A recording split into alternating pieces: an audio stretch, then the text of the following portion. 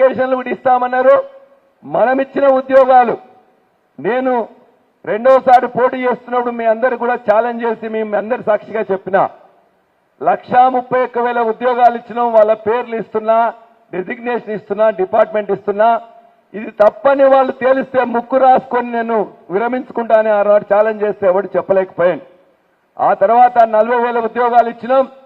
ఈ ప్రభుత్వం వచ్చిన తర్వాత 30,000 ఉద్యోగాలు కూడా మన ప్రభుత్వం ఇచ్చిన నోటిఫికేషన్లు, మన ప్రభుత్వం కండక్ట్ చేసిన పరీక్షలు, మన ప్రభుత్వం ఇచ్చిన రిజల్ట్స్, మన ప్రభుత్వం కండక్ట్ చేసిన ఇంటర్వ్యూ ద్వారా వచ్చినాయి తప్ప ఈ ప్రభుత్వం ఒక్క పరీక్ష పెట్టలే, ఒక్క నోటిఫికేషన్ ఇవ్వలే, ఒక్క ఇంటర్వ్యూ చేయలే, ఒక్క ఉద్యోగం ఇవ్వలే.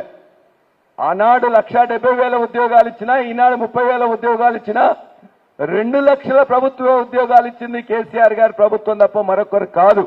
ఇది ఎవరినైనా ఛాలెంజ్ చేయండి, ఎవరైనా కూడా మీరు అందరూ కూడా ప్రశ్నించవచ్చు.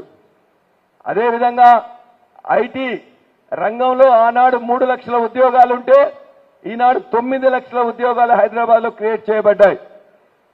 ఇవాళ 2014 నుండి ఈనాటి వరకు 2.5 లక్షల కోట్ల పెట్టుబడితో ప్రైవేట్ సంస్థలు వస్తే 17.5 లక్షల ఉద్యోగాలు ఉపాధి ఇవాళ ప్రైవేట్ సంస్థలు క్రియేట్ చేయబడ్డాయి. అంటే 3 రంగాల్లో ప్రైవేట్ రంగంలో 17.5 లక్షలు వస్తే ఐటీ రంగంలో 9 లక్షల ఉద్యోగాలు ఉంటే గవర్నమెంట్ సెక్టర్లో 2 లక్షల ఉద్యోగాలు ఇచ్చింది కేసీఆర్ గారి ప్రభుత్వం. వాటిని మనం చెప్పుకోలేకపోయినాం.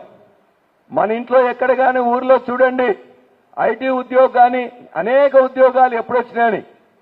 మన ఊర్లో వచ్చిన గవర్నమెంట్ ఉద్యోగాలు అగ్రికల్చర్ ఎక్స్టెన్షన్ ఆఫీసర్ అవన్నీ మనం ఇచ్చినవే. పంచాయతీ సెక్రటరీలు 10,000 ఉంటే మనం ఇచ్చినవే. మీ కొత్తగా అయిన దామెర ఎంఆర్ ఆఫీసులో ఉన్న కొత్త ఎంప్లాయీస్ మన వాళ్ళే. దామెర పోలీస్ స్టేషన్లో ఉన్న ఎస్ఐ కానీ కానిస్టేబుల్స్ అందరూ మనం రిక్రూట్ చేసిన వాళ్ళే. మీ దగ్గరున్న ఎంపీడీఓ కానీ, మీ దగ్గరున్న ఎలక్ట్రికల్ లైన్ మెన్ కానీ, ఏఈ కానీ, మీ దగ్గరున్న పంచాయత్ రాజ్ ఏఈ కానీ, రూరల్ ఆర్డబ్ల్యూఎస్ ఏఈ కానీ అందరూ కూడా గత కేసీఆర్ గారి ప్రభుత్వం నియమించిన వాళ్ళే. మీరు పోయిన తర్వాత చెక్ చేసుకోండి. మీ ఊర్లో ఉన్న ఉద్యోగాల్లో 15 మంది ప్రభుత్వం ఉంటే 10 మందిని ఈ ప్రభుత్వం చేసిందే, కేసీఆర్ గారి ప్రభుత్వం చేసిందే. నేను మాట్లాడినా ఏమైనా తప్పుందా మీరు ఒక్కసారి పోయిన తర్వాత ఆలోచించండి. రెండో అంశం, చాలా మంది మాట్లాడుతున్నారు మేమన్నీ కూడా ఇవన్నీ కూడా చేస్తామని.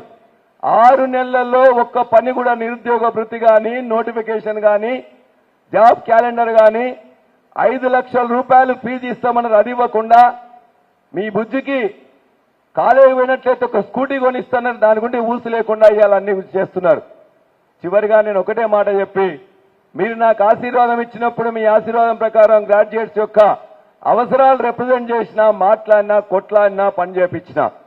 ఇవాళ కూడా అసెంబ్లీలో నేను ఏదైతే ఈ 3 సంవత్సరాల పీరియడ్లో కూడా నాకు వేసింది కాబట్టి దాన్ని కూడా పనిని అదే విధంగా ఎవరికి భయపడకుండా అవగాహన చేసుకొని కొట్లాడతా అసెంబ్లీ అని చెప్పి మీ అందరికీ మాటిస్తున్నా.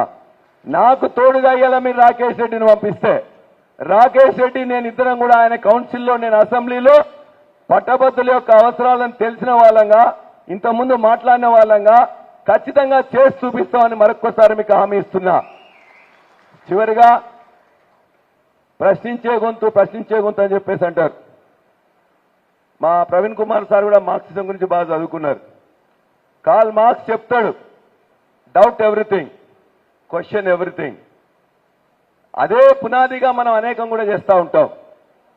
ఈ ప్రాంతం, ఈ పర్కాల కావచ్చు, గన్పూర్ కావచ్చు, వరంగల్ కావచ్చు, నల్లగొండ కావచ్చు, ఈ ప్రాంతంలో 46 నుంచి 51 జరిగిన సాయుధ తెలంగాణ పోరాటంలో దరిదాపుగా 4,000 మంది అమరులైనరు.